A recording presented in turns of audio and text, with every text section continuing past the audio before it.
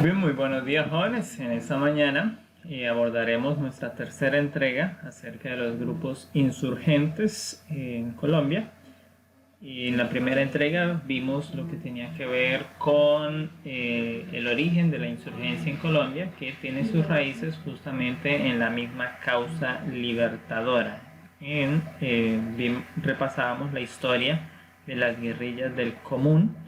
En la segunda entrega repasamos entonces lo que son los momentos contemporáneos de insurgencia, ya en la segunda mitad del siglo XX, y en esta entrega entonces estaremos haciendo un repaso de lo que ha sido el devenir de la historia en el llamado proceso de paz. Colombia es un país que tiene sueños de paz, que tiene ambiciones de paz, que anhela la paz, pero ha sido también una causa fugaz, una causa que no ha sido fácil lograr. En los últimos años, en 2016, se logró un acuerdo con uno de los mayores grupos insurgentes, que es la FARC. Sin embargo, pues al día de hoy sabemos que esto está con algunas debilidades, o los acuerdos no se están cumpliendo por algunas insolvencias que hablaremos más adelante. Entonces, la reconstrucción de la paz es un deseo, una necesidad imperativa para los colombianos. La experiencia acumulada ha enseñado que para lograrlos se deben levantar sobre una base sólida, caracterizada por la justicia social, la democracia participativa, la soberanía y el respeto de derechos, eliminando las causas que han generado y alimentado el conflicto. El conflicto en Colombia se suscribe a estas causas, donde los grupos insurgentes dicen que no ha habido justicia social, entonces reclaman la justicia social, donde se reclama la participación política, donde se reclama la soberanía del territorio, donde se le reclama al Estado la atención a la población vulnerable, a la población campesina, al desarrollo del campo. Todos estos elementos entonces son los que están en cada uno de los procesos que se ha adelantado, porque son los orígenes, son las causas originarias que han hecho el levantamiento de los grupos insurgentes. Entonces, históricamente, la clase política que ha liderado nuestro país ha sido justamente uno de los opositores a los procesos de paz, ha sido uno de los contradictores, ha sido uno de los que poca voluntad le ha puesto al proceso, y es lo que ha llevado que cada vez que se da un proceso de paz, un proceso para la pacificación del territorio, pues la reconciliación, a pesar de que es viable, termine lamentando ese proceso, porque termina finalmente destrozando la paz. Entonces los procesos anteriores fracasaron, es lo que tenemos en el contexto histórico. No ha habido una sola vez un proceso, sino que muchas veces se ha hecho un proceso de paz, pero aunque se han logrado, han terminado en fracaso, y vamos a ver el porqué. Entonces, el primer proceso de paz que se adelanta en Colombia son las conocidas capitulaciones de Zipaquirá. Las capitulaciones de Zipaquirá son el documento firmado en el mes de mayo de 1781, donde inicia esa junta comunera que lideraba las guerrillas del Común, y que mediada por la iglesia a través del a través del arzobispo Santa Fe Antonio Caballero y Góngora, entonces se logra un acuerdo entre españoles y insurrectos, es decir, insubordinados o rebeldes o la guerrilla del Común. Entonces esos acuerdos hablan de la derogación, la disminución de los impuestos de la Armada de Barlovento, que era la aplicación del impuesto al aguardiente y al tabaco, que eran los productos estrella de Santander. También se habla de la devolución de los resguardos y las minas de sal para la población indígena, el no cobro del tributo a la población indígena y la derogación de los diezmos por parte de la iglesia. El tercer punto entonces tiene que ver con la administración política, porque se exige que Colombia o bueno, la Nueva Granada en ese momento, el virreinato, de puestos de administración a los criollos, a los hijos de españoles aquí en América, porque todos esos puestos estaban siendo entregados a españoles. Es decir, si el comandante de la fuerza militar era depuesto, entonces se traía a otro español desde la madre patria y se colocaba allí. Entonces el reclamo es eso, que los criollos, los hijos de españoles, los americanos, pudieran entonces ejercer. Y el otro entonces es la eliminación del tributo que tenían que pagar los negros cuando eran libres. No se consideraba que fuera un pago justo o equitativo. Habían estado bajo la opresión de la esclavitud y ahora que eran libres les cobraban un impuesto. Entonces pues es justamente entonces una de las causas para la negociación.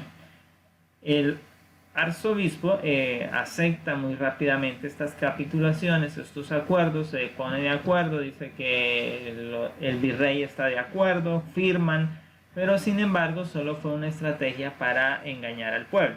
Entonces en la imagen que se aprecia allí podemos ver lo que es la alusión que se hace en el monumento a la Santandereaneidad que está en el Parque Nacional Chicamocha acerca de este suceso histórico. Entonces los insurrectos liderados por José Antonio Galán desconfían de ese proceso de paz, desconfían que vayan a cumplir con las 4 capitulaciones firmadas, con los 4 puntos de acuerdo, y inician un proceso de revuelta. Y finalmente entonces se confirman sus sospechas. En Santa Fe el virrey declara las capitulaciones nulas y da orden de captura a los líderes de las guerrillas comuneras, incluido José Antonio Galán, que finalmente es apresado, es ejecutado públicamente, su cuerpo es desmembrado y cada una de sus partes es enviada a una región del Coromor. De esa manera entonces se pretendía dar una advertencia que todo aquel que no estuviera de acuerdo pues seguiría este mismo destino. Entonces desde allí empieza en ese contexto histórico el detrimento al desarrollo de la paz en Colombia. Luego pues viene la etapa que conocimos acerca de la violencia bipartidista, donde hubieron guerrillas tanto conservadoras como liberales.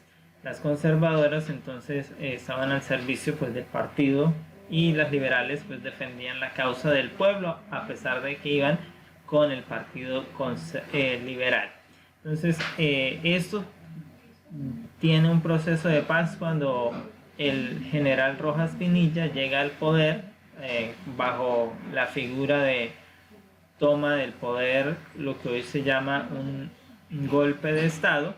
Y entonces él instaura una negociación, un proceso para darle la amnistía a las guerrillas liberales y así entonces desescalar en conflicto en Colombia. Esto se conoce entonces como en la década de los 50, entonces las guerrillas liberales suscribieron ese acuerdo de paz que se limitó a, de parte de la guerrilla, dejar las armas, desmovilizarse, y de parte del gobierno a darle vinculación laboral a los desmovilizados. Entonces los principales dirigentes empiezan a ser asesinados, dentro de los que se entregaron, dentro de los que hacen el proceso de movilización está entonces el cabecilla de las guerrillas liberales de los Llanos Orientales, el señor Guadalupe Salcedo, un tameño. Pero entonces al insertarse en la vida civil empiezan a ser perseguidos, empiezan a ser selectivamente asesinados y la clase política se repartió el gobierno en un pacto de amigos, que es justamente lo que vemos entonces en el llamado proceso de Frente Nacional. Entonces los campesinos fueron los que terminaron llevando la carga, son los que no fueron compensados. Alrededor de 300.000 muertos, más de 1 millón en haber perdido sus parcelas, no fueron compensados por los daños, los perjuicios causados. En cambio, hay quienes sacaron ventaja, los dueños de las tierras, de las grandes fincas, los latifundios aumentaron entonces sus tierras, su tenencia, se apoderaron de esas tierras vacías, desocupadas, dejadas por la violencia y se adueñaron de ellas. Entonces, esto es posible bajo el decreto 1546 del 22 de junio del 53, donde se promueve el indulto a los alzados en armas. En el 58, el general Rojas Pinilla emite otro decreto, el 17 y 18, para conformar la Comisión Especial de Rehabilitación. Esta comisión lo que viene es a fortalecer el proceso, a supervisar que el proceso de paz se dé, que los acuerdos se estén cumpliendo, pero viene entonces a afectar más. Ya avanza lo que es el Frente Nacional y sabemos que durante el Frente Nacional pues surgen otras guerrillas que hacen oposición a los gobiernos del Frente Nacional y que avanzan para derribar este proceso. Entonces tenemos que en esa década la ley de amnistía a inicios de la década de 1980 surge en el Congreso la aprobación de esta ley que promulga Belisario Betancur para firmar entonces lo que se conoció como los acuerdos de la Uribe Meta. Allí pues se sentaron a negociar los del EPL, los del M-19, la Autodefensa Obrera, las FARC y entre todos deliberaron y finalmente llegaron a unos acuerdos que se firman allí en la mesa. Como resultado, entonces, se le da participación política a los desmovilizados de la guerrilla, los cuales consolidan una facción política conocida como la Unión Patriótica, y se constituye finalmente en 1985 el Partido de la Unión Patriótica, que agrupaba todos los que venían del proceso desmovilizado de estos grupos alzados en armas. En el 84 al 85, que se firman los acuerdos de paz con el M-19 y con el EPL, entonces con la consolidación de la Unión Patriótica empieza de parte del Estado, de parte de la élite gobernante en Colombia, una vez más los asesinatos selectivos de quienes están desmovilizados, es decir, de aquellos que están ahora en la figura política, entonces los empiezan a eliminar para evitar que tengan pues participación en el gobierno. De esa manera, entonces, la clase política traiciona los acuerdos que se han firmado y se levanta entonces un movimiento social en Colombia, un movimiento de protesta que hay un movimiento de intolerancia. De parte de los movilizados hay alrededor de 3.500 militantes muertos, que es una gran cantidad los que son asesinados. El pueblo pues respalda que esta violencia tiene que terminar, así que se vuelcan a las calles, empiezan las protestas. Como vemos allí en las imágenes, están a favor de la Unión Patriótica, le exigen al gobierno que haya una atención, un cuidado con los desmovilizados, pero todo esto termina en algo que viene siguiendo y entonces es la llamada toma del Palacio de Justicia que lo causa el M-19 y entonces sabemos que el gobierno pues ocultó muchos de esos de lo que sucedió realmente en el Palacio de Justicia. Hasta el día de hoy algunas investigaciones todavía siguen en curso y algunas de estas han dado como resultado que el ejército colombiano es el que mayor tuvo culpabilidad en los hechos del Palacio de Justicia, de la toma del Palacio, y que la culpa que se le echó al M-19 por muchos años pues realmente no debieron haberla cargado, pero era como la estrategia que se usó en la época de parte de los líderes políticos para fraguar, para acabar, para atentar contra el proceso de paz. Entonces, a finales de los años 80, el M-19 entabla diálogos con los gobiernos de turno y logra la desmovilización para el 9 de marzo de 1990. Allí entonces se firman esos acuerdos con el M-19, se les promete darle participación política en el desarrollo de los aconteceres nacionales.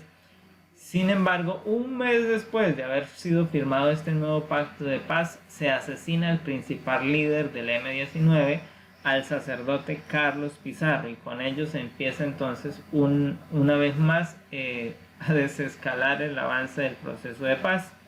Para tratar de blindarlo, el gobierno trata entonces de que los que se han desmovilizado, que están en la política ya, puedan participar en la constituyente, ya que para ese momento en Colombia se está adelantando el movimiento a la séptima papeleta, la constituyente, y están allí entonces en ese proceso varios grupos guerrilleros que se unen, que rodean alrededor de 5.000 desmovilizados y que entonces pueden estar allí en el proceso de paz. Al igual que en el proceso del 50, entonces son empezados a ser asesinados sus dirigentes, otros asimilados por el establecimiento a cambio de puestos públicos, de curules parlamentarias, de becas, de carros y también de un estipendio, de una mesada que se les entrega mensualmente con el fin de que no vuelvan a delinquir.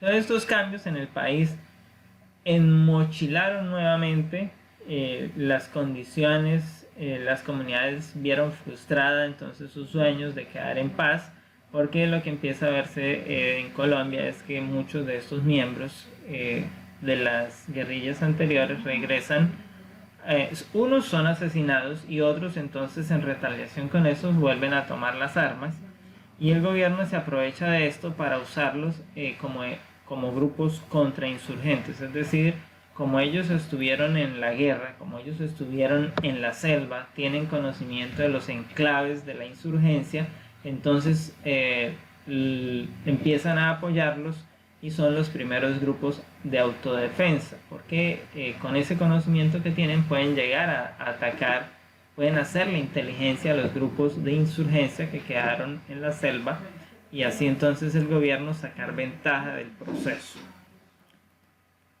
Para mayo de 1990, entonces se comienza ese proceso de reinserción del EPL a la vida civil, porque está en diálogos, se está adelantando el proceso de la constituyente, y para 15 de febrero del 91 se logran los acuerdos en los cuales se firma la paz con este grupo. La Asamblea Constituyente en Colombia está en pleno desarrollo. Y entonces algunos de ellos también se convierten de esa manera en un frente político. El EPL pasa entonces ahora también a la política, a participar del proceso de la constituyente y a tomar participación en el acontecer de la nación. En 1991 entonces se inicia ese cuarto intento por la paz de Colombia. En esta ocasión se involucran la coordinadora guerrillera de Simón Bolívar, la FARC, el ELN y el EPL. Desarrollan una actividad de exploración de diálogos con el gobierno de César Gaviria. Sin embargo, esos diálogos tienen que moverse de un lugar a otro. Empezaron en Cravo Norte, fueron a Caracas, fueron a Tlaxcala en México y finalmente se detienen porque el presidente pretendía lograr una paz muy parecida a los anteriores acuerdos, y ahora los grupos pues frente a la historia pasada, lo que ya se ha vivido en el país, tienen nuevas exigencias y pues los acuerdos a lo que tiene que comprometerse el gobierno es más profundo. Entonces esto pues le da miedo al presidente y se echa atrás, dimite del proceso de paz, se levanta la mesa de diálogo y entonces pues se frustra ese intento por alcanzar la paz allí. Entonces, cuando llega el siguiente presidente, Ernesto Samper Pizano, pues debe dar continuidad a los diálogos. Entonces él instaura el proceso de diálogo para hacer un despeje en la Uribe Meta y allí concentrar en las mesas de diálogo y tener ese diálogo con los grupos insurgentes. Pero cuenta con la desventaja que el ejército colombiano no apoya la iniciativa y se niegan a proseguir con los acuerdos, con los diálogos, y entonces también se levanta la mesa y en retaliación las FARC pues hacen la toma de la base de Las Delicias en el Putumayo, donde más de 60 militares fueron tomados como rehenes y otros tantos fueron asesinados en la toma de la base. Así que ese cercena los acercamientos que habían podido realizarse y que hubieran podido terminar en un proceso más temprano de la paz. Entonces viene la campaña del siguiente presidente, Pastrana, y Pastrana desde la misma candidatura inicia entonces a promover el proceso de paz, los diálogos de paz. Cuando una vez es presidente, entonces instaura los diálogos, y para ello en 1998 pues establece que se pueda organizar una mesa de diálogo, y para eso suscribe un acuerdo en la sociedad colombiana en Maguncia, en Alemania. Allí algunos representantes de las guerrillas y otras del pueblo colombiano pues van y dialogan y concertan iniciar el proceso de paz. Entonces, de esta manera se desmilitariza 42.000 kilómetros que se conocen como la zona de extinción del Caguán, para que la guerrilla pueda concentrarse allí, para que allí pueda ir el gobierno y instaurar la mesa de negociación, de diálogo. Y de esta manera entonces se empiezan de parte del Estado a desarrollar pues ese diálogo. La guerrilla aprovecha el hecho de que están en una amplia zona de extinción y aprovecha ese espacio para mejorar sus entrenamientos, para potencializarse militarmente, y el gobierno se da cuenta de esto y entonces pues echa atrás y da por terminado el experimento de la paz el 20 de febrero del 2002. De esa manera entonces la guerrilla para esa fecha pues está secuestrando un avión en Colombia, y es la primera vez que ocurre como tal. A partir de allí entonces empiezan las pesquisas, la toma de rehenes en las carreteras, el fusilamiento de rehenes, y entonces se escala más en el conflicto por parte de los actores. El gobierno intenta seguir dialogando con el ELN, sin embargo ese proceso también se descuida meses después, y Pastrana finalmente decide no ir con la paz y suspende cualquier diálogo posible, y entonces la propuesta que estaba sobre la mesa con el ELN también se viene abajo. De esta manera entonces viene la siguiente candidatura a la presidencia, que es la del actual senador Álvaro Uribe, que para ese momento fue candidato y posteriormente entonces el presidente por 2 periodos de Colombia. Entonces él inicia también los diálogos con el ELN en Cuba. En el 2004-2005 México se involucra en el proceso. En 2007 se intenta restablecer el proceso, pero él no avanza. Venezuela, a través del entonces presidente Hugo Chávez, trata de aproximar las dos partes para que se sienten a dialogar, pero definitivamente esas aproximaciones fracasaron. No se logró que el acuerdo avanzara. Para ese momento pues en el mundo se estaba viviendo la ola del terrorismo, o el boom del terrorismo, porque hacía poco que había ocurrido el 911 en Estados Unidos. Estados Unidos había hecho una lista negra de terroristas en el mundo, en los cuales también incluía al grupo guerrillero Las FARC en Colombia, y entonces esto dio pie para que el gobierno nacional empezara una escalada contra los insurgentes, porque Estados Unidos inyectaba recursos para que se adelantara ese proceso, con el fin de reducir, uno, la presencia militar o el poder militar que estos tenían; dos, que se interrumpieran las líneas de abastecimiento de narcotráfico, de drogas para para ese país, y de esa manera entonces también evitar que Colombia tuviese pues de alguna manera ingresos de manera ilegal, porque muchos de esos ingresos terminan apalancando varios procesos o campañas políticas dentro de la sociedad colombiana. Entonces esto lleva ahora al presidente Uribe, dentro de todo ese marco, pues él usa los grupos paramilitares, los financia el gobierno en parte a través de las Fuerzas Armadas, hacen algunos acuerdos no legales para que estos ayuden a combatir las guerrillas, y finalmente, después de muchas críticas a nivel nacional e internacional, entonces se ve la necesidad de que terminen los paramilitares y inician un proceso de diálogo de paz que en el 2004 se declara como el acto de fe por la paz, en la cual los paramilitares muestran su voluntad de desmovilización. Esto se hace una realidad entre el 2005 y 2006, y los desmovilizados entonces también pues reciben un estipendio económico mensualmente por haberse desmovilizado, garantizando que no regresen a las armas, y que también se les brindan otro tipo de ayudas como para becas para estudiar, también se les brindan curules en el Congreso, o participación política para incluirlos en esta parte, pero las investigaciones por parte de los entes de control siguen avanzando, y entonces el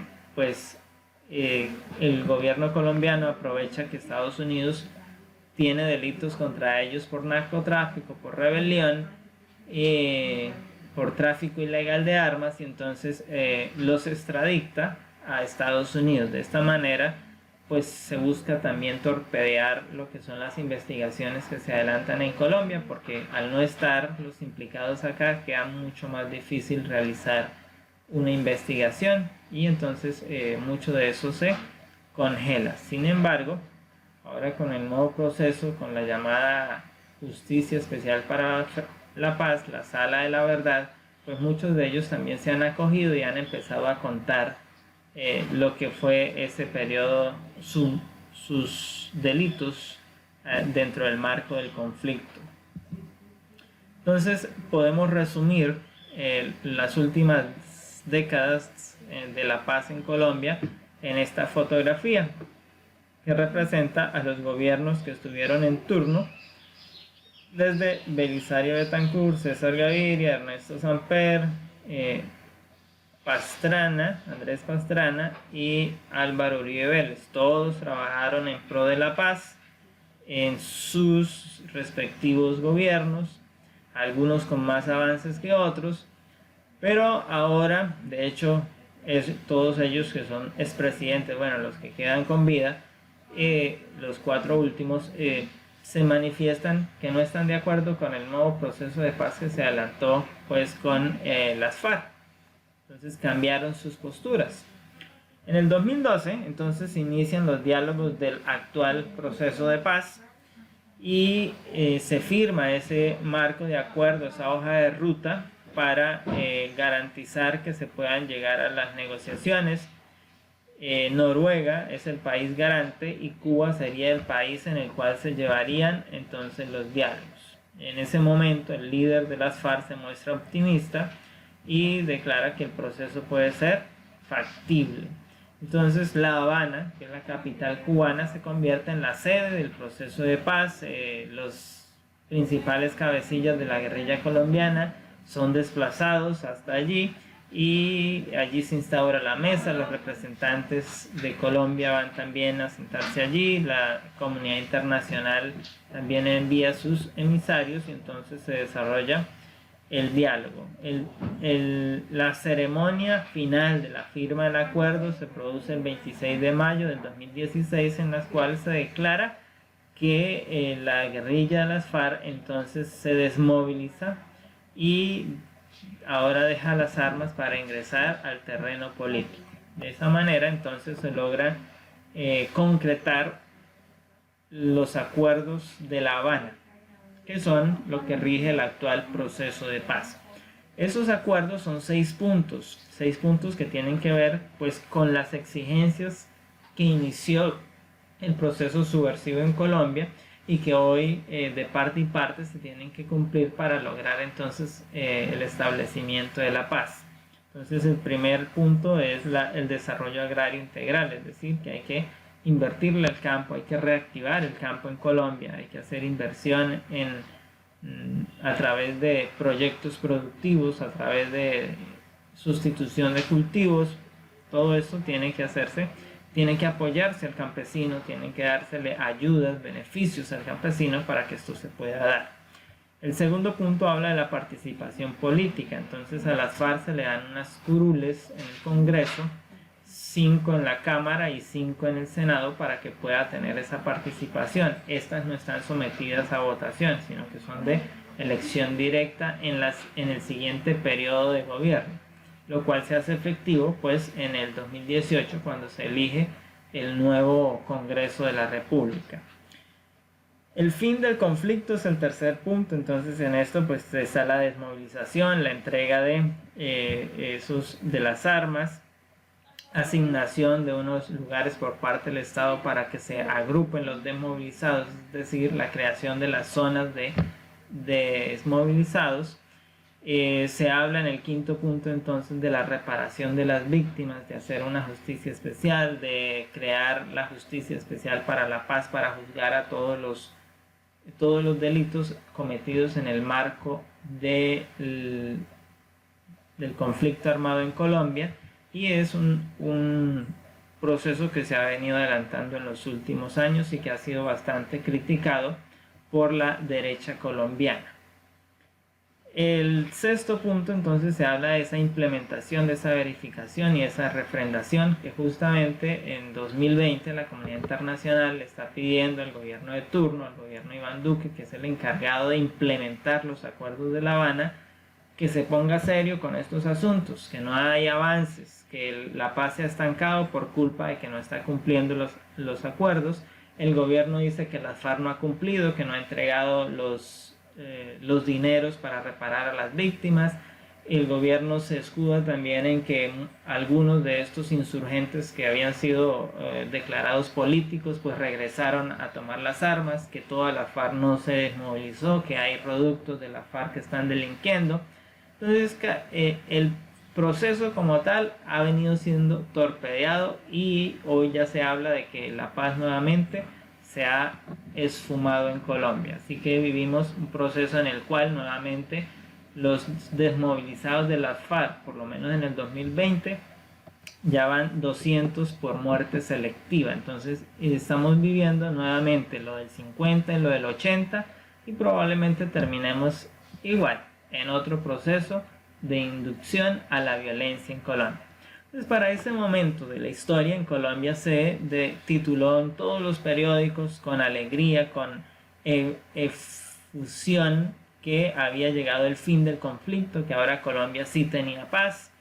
Pero del 2016 al 2020 han pasado 4 años y todavía la paz no ha llegado. El campo colombiano, los campesinos, las zonas donde hubo violencia, todavía sigue habiendo violencia, porque muchos otros grupos llegaron a esas zonas a reclamar los territorios. Hay una pugna de territorios, el narcotráfico atrajo a otros grupos, entonces porque llegaron a esas zonas a delinquir.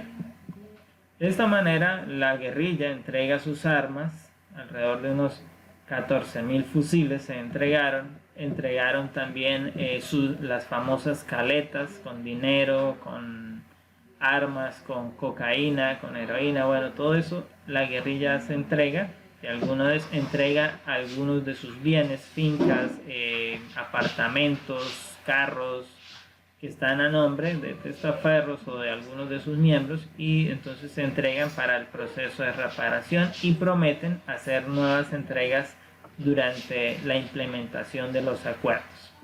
El Estado colombiano crea las zonas para la desmovilización, los campamentos de desmovilizados.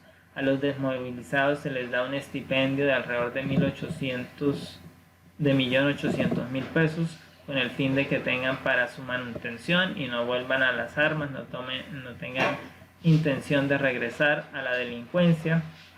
Ellos mismos se encargan de levantar los campamentos en las zonas asignadas, se les brindan vehículos para el transporte al salir a la ciudad, aunque eso está regulado, ellos no pueden salir cuando quieren, sino que deben seguir ciertos protocolos para salir, para hacer el abastecimiento de comida y otro tipo de salud cuando lo requieran.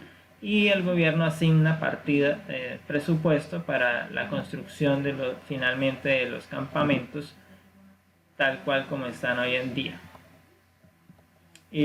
También se le da entonces lo que se había prometido para la participación política. La FARC crea el partido político de la FARC y entonces pueden participar de los debates políticos que desarrollan en el Congreso. En medio de todo ese proceso, algunos como Santrich pues dimiten de la paz y regresan a la beligerancia, regresan a las armas, y entonces esto pone trabas más al proceso, dándole pues así la razón también al gobierno en este pacto.